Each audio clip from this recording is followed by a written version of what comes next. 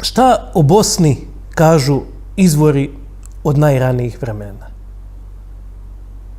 Prvi izvor koji spominje područje današnje Bosne u srednjem vijeku je Einhard, franački kroničar iz 9. vijeka. U stvari to je 8. 9. vijek su ti događaji, prelaz s 8. na 9. gdje on opisuje kako je Ljudevit pobjegao kod Srba koji drže najveći dio Dalmacije. Tadašnja Dalmacija obuhvaća i kompletnu Bosnu i Hercegovinu.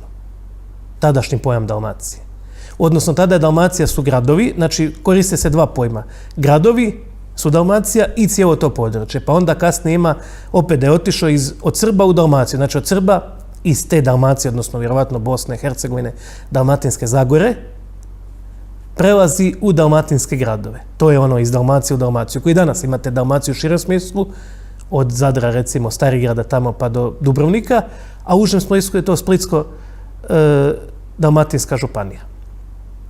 Prema tome, prvi narod koji srednjovjekovni izvori, i to zapadne provenijencije, u Bosni nalaze su Srbi.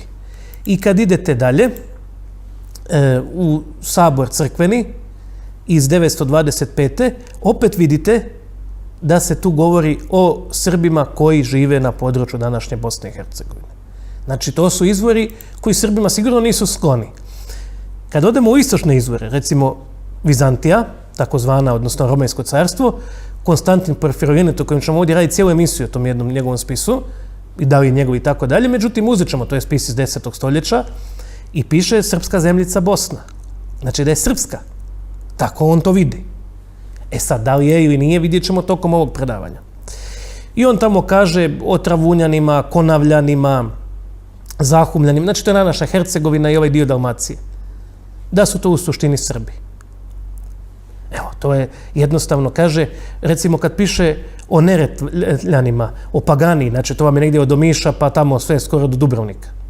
O toj zemlji, on kaže, ovi isti Paganci su potomci nekrštanih Srba. Znači, on kaže što su potomci Srba. Nazvani su Pagani stoga što nisu prihvatili krštenje u vrijeme kad su Srbi primili krštenje. Znači, kad su se Srbi krstili, svi oni još nisu. I zato su zvali Pagani. I tu zemlju Paganija. Isto tako Jovan ili Ioannis Kinam, bizanski pisac ili romejski iz 12. stoljeća, piše, vrlo interesantno, to je 1150. godina i 1154. 55. gdje on kaže, a iduće godine već pred kraj ljeta kad putevi za Srbiju postaju najpogodniji za vojsku koja napada, jer tada već drveće počne da gubi lišće, skupi vojsku kod Niša, to je car Manojlo krenuo u pohod i kaže, saznavši tu da se iz Peonije šalju snage Dalmatima u pomoć, znači on Srbe naziva Dalmati, vrlo interesantno. Kaže, postara se da vojska pređe preko zemlje nazvane Longomir, da bi se Peonci koji su napredali s desne strane sukobili s romejskom vojskom. Kad su bili blizu Save, odatle je zaokrenu prema drugoj rijeci po imenu Drina, koja izvire negdje odozgo i odvaja Bosnu od ostale Srbije. Znači šta on kaže? Da su skrenuli prema rijeci Drinu koja Bosnu odvaja od ostale Srbije. Znači Bosna je po njemu Srbija. Vrlo interesantna priča. Znači zato što Dalmatince on smatra Srbima i, odnosno Srbe smatra Dalmatincima, čak obrnuto. Nakon toga, ako uzmemo pismo Stefana Nemanje, on piše Splitu i kaže sabiratelj svih srpskih zemalja i navodi Humsku zemlju, današnjoj Hercegovini. Ona je najvažniji dio srednjovjekovne Srbije tog doba. Demografske istraživanja pokazuju da su otuda išle iseljavanja i čak i prema Kosovu, Makedoniji i tako dalje. Ispada, što je meni čudno, da većina ljudi u Hrvatskoj, Srbiji, Bosni i Crnoj Gori ima porijeklo iz te stare Hercegovine koja je nešto veća od današnje Hercegovine. Navodno su sa tih krajeva i Mrnjavčevići i Brankovići i tako dalje. Međutim, imamo ime Bošnjani. Sad je tu vrlo važno da naglasim da se Bosanci i stanovnici Bosne kroz čitav srednji vijek nazivaju Bošnjani, Bosanci, kasnije po Turcima Bošnjaci. To nije sporno da se njihov jezik naziva bosanski. Ali pokazujem da se nazivaju i Srbima, što je vrlo interesantno i znakovito. Znači, to što Bosance zovemo Bosancima, to nije sporno. Na desetine puta ih zovu Bosanci. i njihov jezik bosanski. I prva gramatika ikad Bartova Kašića je gramatika jezika bosanskog. I čak je ime za naš jezik koji mi danas pričamo, najčešće su ga zvali bosanski. Znači, bosanski ili srpski, rijeđe hrvatski i dalmatinski. Znači, nazivali su ga bosanski, srpski, hrvatski i dalmatinski. I vrlo često bosanski. Nije sporno. I generalno Bosanci i Hercegovci pričaju najčešćim tim jezikom. To je njima materinji jezik. I još neki štokavci. I onda imamo, znači, ime Bošnjanin se prvi put spominje u 12. vijeku. Kod Manojla Komena. Znači, a vidimo, Srbi se na tom području spominju negdje 8. Znači, jedno 4 vijeka su ranije Srbi spomenuti i kroz ta 4 vijeka, to nije malo, kroz jedno 400 godina su Srbi. Sad se koristi i taj ipak više lokalizam. Ipak je više lokalizam. U ljetopisu popa Dukljanina i ribarskom rodoslovu opet se Srbija dijeli na 2 dijela.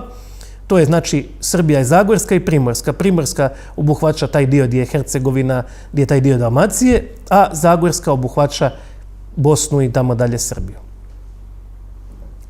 Kaže ovako u tom ljetopisu. Srbija, pa koja se zove Zagorje, podijeli se, kaže, na 2 pokrajine, od kojih se jedna od velike rijeke Drine prostire prema zapadu do planine Pina, nju nazivaju Bosnom. Evo, to su najstariji izvori, ovo je 12. stoljeće. Znači, u najstarijim verzijama popa Dukljanika, pošto on ima puno verzija. Onda vatikanski izvori, recimo Papa Urban, kaže kraljevina, srpska kraljevina koja je Bosna. Znači, to vam je 1187. godina. Pa onda u Peruđi dolazi do nekog sukoba dubrovačkog nadbiskupa oko jurisdikcije tih katoličkih nadbiskupija i onda on tamo nešto objašnjava i kaže kraljevstvo srpsko koje je Bosna. Pa onda opet papa Grgur koji kaže u kraljevini Bosne skoro žive sve šizmatici i heretici. Ko su šizmatici? Šizma podjela. Znači šizmatici su pravoslavci, to je naziv isključivo za pravoslavce, a heretici su bogumili, maniheji. Znači u Bosni žive po njemu samo bogumili šizmatici, kaže katolika gotovo da i nema. To je pismo pape Grgura iz 1373. godine. Vidimo da je u Bosni bilo pravoslavaca, vidimo, i to kaže sve, papa kaže, i da su je najčešće u ta rana vremena nazivali srpskom zemljom, a stanovnike Srbima. Iako imamo da ih nazivaju Bosancima, Bošnjanima i tako dalje. Jedan ugarski kroničar u 15. stoljeću, Janjo Šturoci, on piše onaj dio Srbije koje Grci zovu Bosna. Evo, on to piše 1133. godine Bela Slijepi uzima za ženu Jelenu kćer srpskog velikog župana Uroša i suprugu srpskog bana Bele I i tako dalje.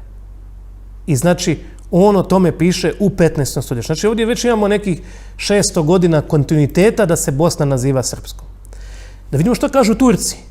U 15. stoljeću Turci izdaju, to je možda jedan od prvih rječnika našeg jezika, veliki 4-jezični rječnik. Arapsko, perzijsko, grčko, srpski. Jedan od 4 jezika je srpski i ono što je interesantno da je pisan arapskim pismom i da ne znamo otprilike ko je autor, ali negdje je nastao 1459. možda, poslije pada Smedereva otprilike. To je jedan od najstarijih spomenika srpskog jezika. Pošto ima 2 izdanja, drugo izdanje više liči na narodni jezik i pisano i ekavskim. Znači u tom prvom rječniku srpskog ikad imate 2 varijante, ekavicu i ekavicu. Naravno, sad će Bošnjaci reći da, ali imate vi rječnike bosansko-turskog, imate, nije sporno.